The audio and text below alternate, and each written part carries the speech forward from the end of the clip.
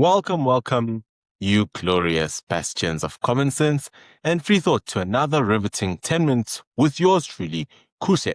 If you're here expecting trigger warnings, safe spaces, or any of that woke nonsense, you've clearly dialed the wrong number. This is where we speak truth to power and occasionally truth to the utterly bewildered.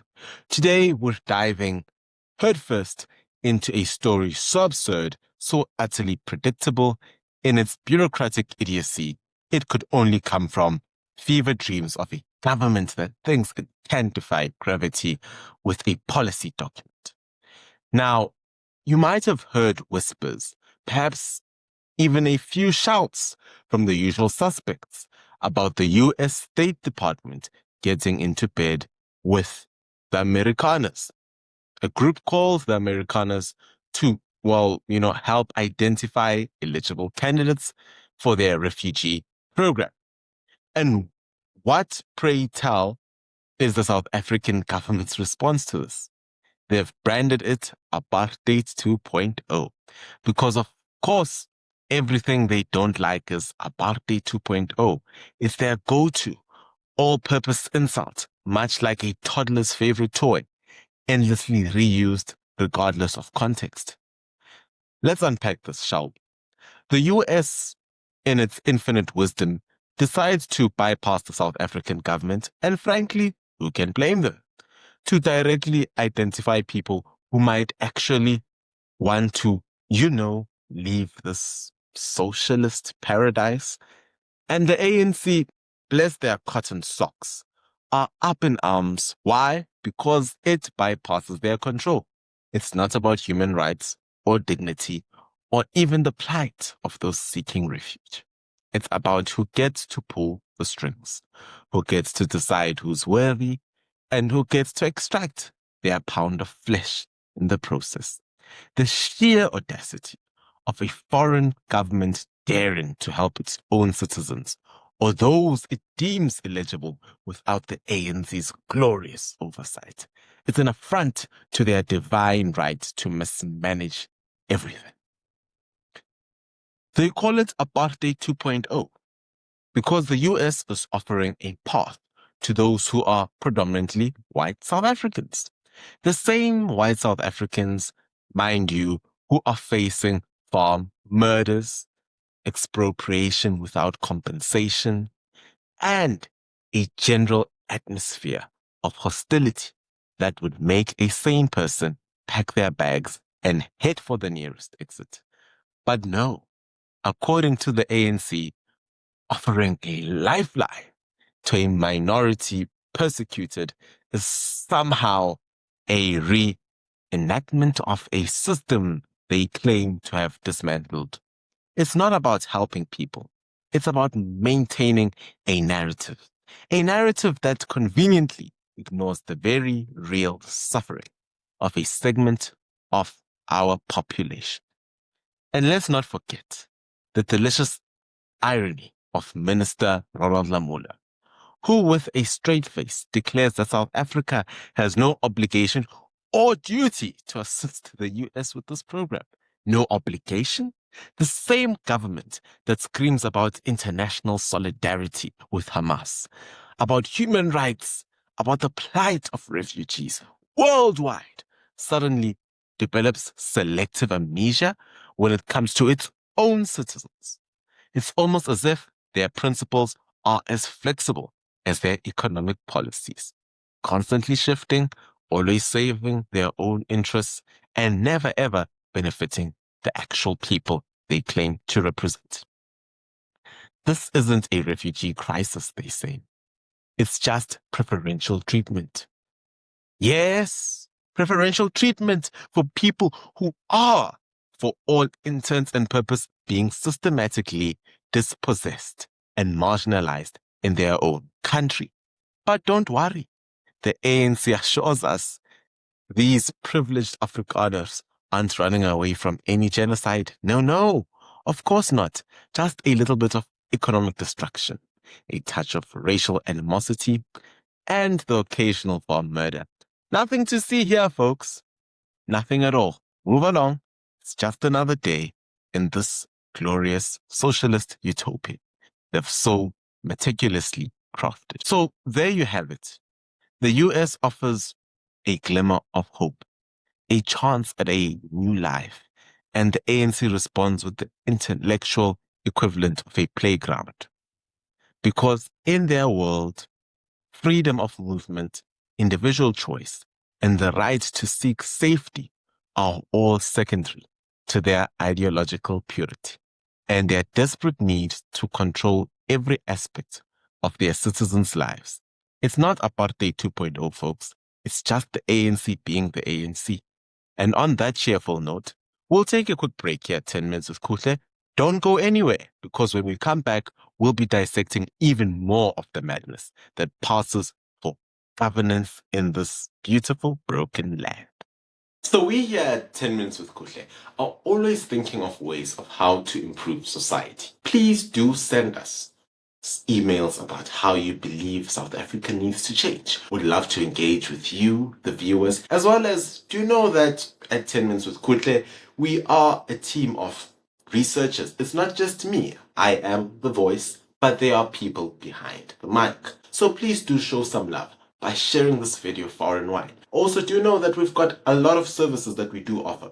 We do book reviews, we do consultations, as well as we do public speaking classes. So support the brand, support the vision, support 10 Minutes with Kuhle if you want honest journalism, honest truth-telling, as well as a team that will be able to stand up for you. Thank you. Welcome back, truth seekers. If you thought the last segment was a masterclass in governmental delusion, buckle up, because we're about to dive into the thrilling world of international trade negotiations, ANC style. And by negotiations, I mean more like a toddler throwing a tantrum in the supermarket because he can't have all the candy. So our esteemed President Cyril Big Nose Ramaphosa, a man whose negotiating prowess is apparently on par with a wet noodle, has been sending his crack team of negotiators to Washington and New York. Their mission? To get a better deal on import tariffs with the US. Because you see, the US under the formidable President Donald Trump had the audacity to slap a 30% tariff on South African goods, effective from August the 7th. A 30% tariff. That's significant, check, especially when you consider that many South African exporters, particularly those in vehicles and citrus, previously enjoyed a sweet 0% duty under the African Growth and Opportunity Act, rather known as AGOA. Talk about a rude awakening for those who thought free rides lasted forever. Now, Ramaphosa, with a straight face, declared that South Africa won't be bullied or go on a bended knee. Oh, the defiance. It's almost inspiring if it was so utterly divorced from reality. He even told EFF leader Julius Malema, another purveyor of economic fantasy, that South Africa isn't negotiating from a weak position. Our leverage, he claims, is our natural resources and the minerals we have. Right, because the world is just desperate for more of what we're barely managing to extract and process, while simultaneously chasing away foreign investment with a stick. Let's get some numbers in here, shall we? The White House confirmed that 70 countries faced new tariffs because they failed to strike trade deals, trade agreements.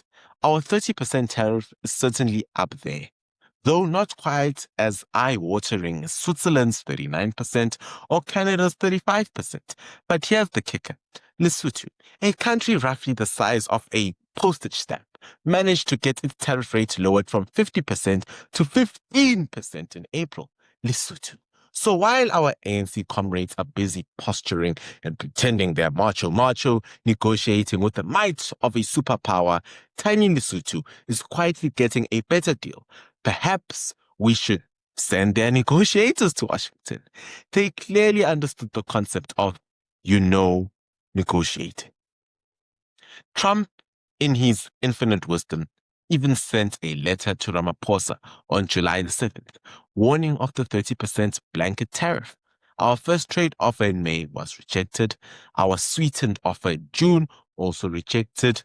It's almost as if the US isn't particularly impressed by our government's unique blend of incompetence and ideological stubbornness. And why would they be?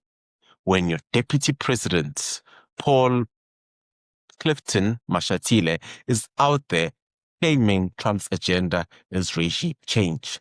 In Pretoria, it doesn't exactly foster an atmosphere of mutual trust and cooperation, does it? Mashatile, in a truly breathtaking display of self-delusion, told the ANC Youth League yesterday, actually, bless their impressionable souls, that South Africa wouldn't beg the US. He then proceeded to suggest we explore other destinations and diversify our markets by engaging with China, India, Russia, and the European Union. Because apparently trading with countries that have a proven track record of economic freedom and stability is just too capitalist. No, we must cling to our BRICS fantasies, even as our economy circles the drain and our youth unemployment hovers around 60 to 70%. Diversify indeed, diversify into more economic misery. And the irony, oh, the sweet, bitter irony. Mashatile, in the same breath, says we must continue to engage the US, but not go to the White House on our knees begging, close quote. Yet their entire approach to these negotiations sounds suspiciously like a desperate plea wrapped in thin veneer of false bravado. It's not about national pride. It's about protecting their own failed policies and avoiding accountability for the economic mess they've created. They're so busy fighting imaginary battles against regime change, and they're completely missing the real battles, the ones for the economic survival of their own citizens. So while the ANC continues to play political games, South African businesses are getting hammered by tariffs. Jobs are hanging in the balance. 100,000 jobs in the automobile sector, to be precise, according to some reports. And the economy continues its majestic decline. But hey, at least they're not on their knees, right? They're just standing upright while the ship sinks around them. A truly inspiring vision. This sort of reminds me of President Lukashenko for Belarus, who said, I would rather die standing on my knees than die begging. Till next time, ladies and gentlemen, I hope you have enjoyed this new setup of 10 Minutes with Kuhle. It has been great to have you. Please don't forget to sign up for membership. It helps in producing such content, as well as you can buy us a coffee by sending me a super chat in the comments below. Don't forget to like, share, and subscribe. Till next time, stay safe. Shalom, my good friends.